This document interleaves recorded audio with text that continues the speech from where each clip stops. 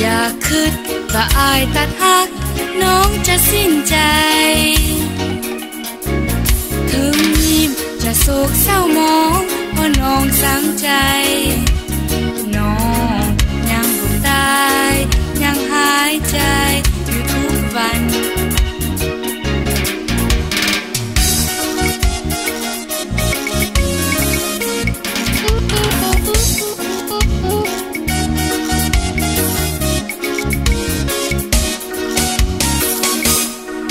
เสียไป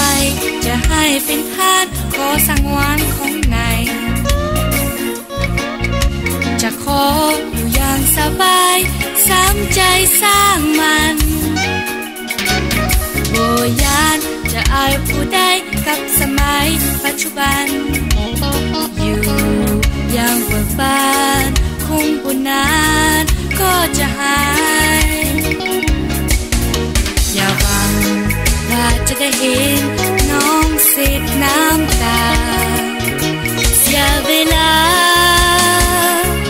เอามาใส่ใจลูก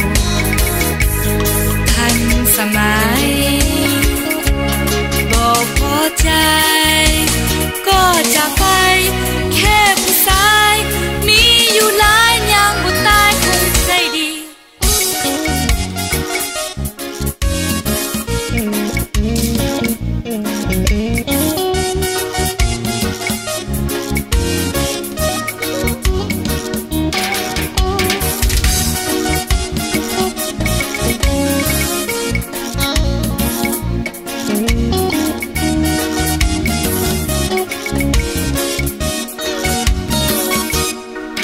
อยากไปน้องก็บ่ง้อน้องบ่เสียดายขาดอายน้องคงบ่ตายผู้ชายมากมีถ้าหากกลับมาคืนดีจะคิดบัญชีจะตูให้ตายทันทีสร้างอีหลีสายหลายใจอย่าฟังว่าจะได้เห็นน้องเสีย